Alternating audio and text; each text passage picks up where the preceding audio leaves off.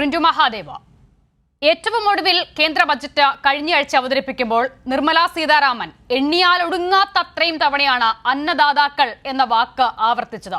ഇന്ന് അവർ ന്യായമായ ആവശ്യങ്ങൾ ഉയർത്തി ഒരു സമരം നടത്തുന്നു, രാജ്യതലസ്ഥാനം ലക്ഷ്യമാക്കി. ഈ വിധം ക്രൂരമായി രാജ്യദ്രോഹികളെന്ന് നിങ്ങൾ വിശേഷിപ്പിക്കുന്നവരെ പോലും അല്ലെങ്കിൽ അവരോട് സ്വീകരിക്കുന്ന സമീപനത്തിനേക്കാളും ക്രൂരമായി ഈ കർഷകരെ നേരിടുന്നതിന്റെ കാരണം എന്താണ്?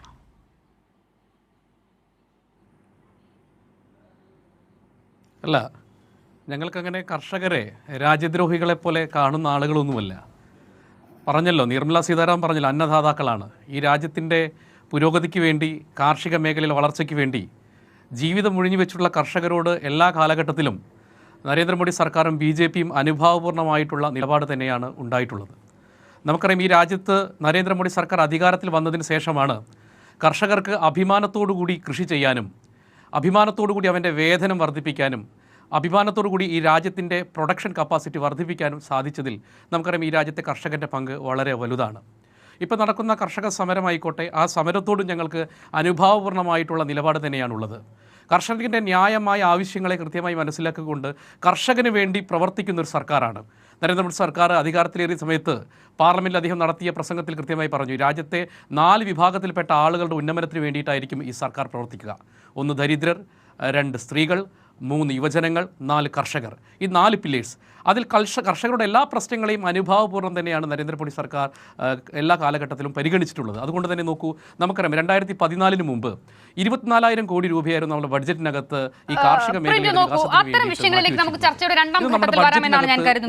സമരത്തിന് ആധാരമായ വിഷയങ്ങളടക്കം പ്രത്യേകമായി ചർച്ച ചെയ്യേണ്ടതുണ്ട്. അതിലേക്ക് നമുക്ക് വരാം. പക്ഷെ അതിന് മുൻപ് എന്റെ ചോദ്യം, ഇപ്പോൾ പ്രിന്റു തന്നെ പറഞ്ഞതുപോലെ അന്നദാതാവ്, കർഷകർ എന്നോ ഫാർമർ എന്നോ എന്നുള്ള വാക്കുപോലും ധനമന്ത്രി ആ ബജറ്റിൽ പറഞ്ഞു കേട്ടില്ല. അന്നദാതാവ് എന്ന് പറയുമ്പോൾ ആ വാക്കിന് വിശാലമായ മാനങ്ങളുണ്ട്. അപ്പോൾ അങ്ങനെയുള്ളവരെയാണ് ഈ വിധം കോൺക്രീറ്റ് മതിലുകൾ തീർത്ത്, ഇരുമ്പാണികൾ തീർത്ത്, മുള്ളുവേലികൾ തീർത്ത് നിങ്ങൾ പ്രതിരോധിക്കുന്നത്. കർഷകർ എത്തുന്നതിന് കിലോമീറ്ററുകൾക്ക് മുൻപ് വെച്ച് തന്നെ ടിയർ ഗ്യാസ് എറിയുന്നു അവർക്ക് നേരെ. ഈ നിലയിൽ കർഷകരെ, അവരുടെ സമരത്തെ പേടിക്കുന്നത് എന്തിനാണ്? ആ പേടിയാണല്ലോ ഈ നിലയിൽ അവരെ കൈകാര്യം ചെയ്യുന്നതിലേക്ക് സർക്കാരിനെ എത്തിക്കുന്നത്.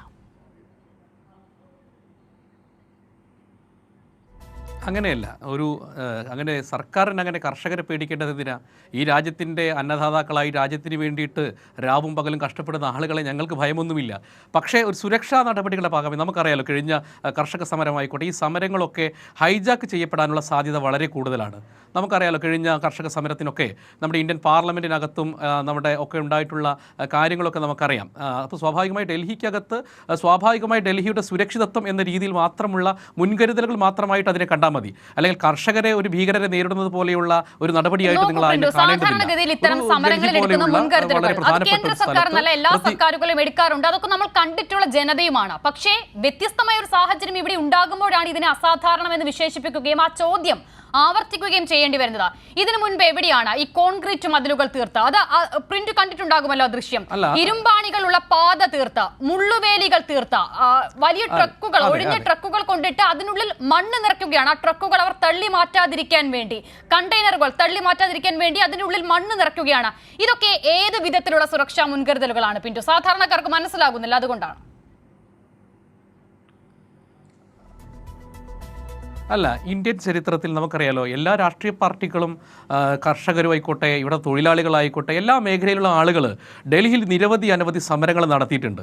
ഈ സമരങ്ങൾ നടത്തുന്നതിനോ അല്ലെങ്കിൽ സമരങ്ങൾ ഏതെങ്കിലും രീതിയിൽ പ്രത്യക്ഷമായിട്ട് സർക്കാരിനെതിരെയുള്ള കാര്യങ്ങളിലൊക്കെ നയപരമായിട്ടോ അല്ലെങ്കിൽ പ്രത്യക്ഷ സമരത്തിലൊന്നും പോകുന്നത് കൊണ്ട് ഞങ്ങൾക്ക് പ്രശ്നമില്ല. പക്ഷേ നമ്മൾ കഴിഞ്ഞ 2020 കണ്ട നമ്മളുടെ കർഷക സമരവുമായി ബന്ധപ്പെട്ട് ഉണ്ടായിട്ടുള്ള അനിഷ്ട സംഭവങ്ങളുണ്ട്. ഈ അനിഷ്ട സംഭവങ്ങൾ ഒഴിവാക്കാൻ വേണ്ടിയിട്ടുള്ള മുൻകരുതലായിട്ട് മാത്രമാണ് അതിനെ കാണേണ്ടതുള്ളൂ. നമുക്കറിയാലോ, ഈ പൊതുവേ നമ്മൾ സമരങ്ങളൊക്കെ കാണുന്ന സമയത്ത് ഒരു ആൾക്കൂട്ടം അല്ലെങ്കിൽ 1000-കണക്കിനോ 10,000-കണക്കിനോ ആളുകൾ ഏതെങ്കിലും ഒരു പ്രദേശത്ത് വരുന്നു, സമരം ചെയ്യുന്നു, അവരുടെ ആവശ്യങ്ങൾ പറയുന്നു, പിരിഞ്ഞു പോകുന്നു. എന്നാൽ നമ്മൾ 2020 കണ്ടത് എന്താ? നമുക്കറിയാം, കൃത്യമായിട്ട് ഒരു പറ്റം തീവ്രമായി ചിന്തിക്കുന്ന അല്ലെങ്കിൽ രാജ്യത്തിനെതിരെ ചിന്തിക്കുന്ന ഒരു പറ്റം ആളുകൾ ഈ സമരത്തെ ഹൈജാക്ക് ചെയ്യുന്ന സാഹചര്യമുണ്ടായി. ആ സാഹചര്യത്തിൻ്റെ മുൻകരുതൽ എന്ന രീതിയിൽ മാത്രമാണ് ഇത്തരത്തിലുള്ള ഒരു മുൻകരുതൽ എടുത്തിട്ടുള്ളത്. നമുക്കറിയാം, ഇപ്പോൾ ട്രാക്ടർ കൊണ്ടുപോയിട്ട് 25,000 ട്രാക്ടറോ 50,000 ട്രാക്ടർ കൊണ്ടുപോയിട്ട് ചെയ്യേണ്ടതല്ലല്ലോ സമരം. അന്തർജാതിന് പേര് വരട്ടെ, 25,000 ട്രാക്ടർ കൊണ്ടുപോയിട്ട് ഒരു പ്രദേശത്ത് മുഴുവൻ അരക്ഷിതാവസ്ഥയിലേക്ക് കൊണ്ടുപോയിട്ട് ചെയ്യേണ്ടതല്ലല്ലോ സമരം. അപ്പോൾ സമരത്തിൻ്റെ ഉദ്ദേശശുദ്ധി നല്ലതാണെങ്കിൽ ഞങ്ങൾ അംഗീകരിക്കുന്നു. അതിനപ്പുറത്തേക്ക് ഇതിന് ഉദ്ദേശശുദ്ധിയിൽ ഏതെങ്കിലും തരത്തിലുള്ള ഹൈജാക്കാണ് ഉണ്ടെങ്കിൽ സർക്കാരിന് സ്വാഭാവികമായിട്ട് ഒരു മുൻകരുതൽ എന്ന രീതിയിൽ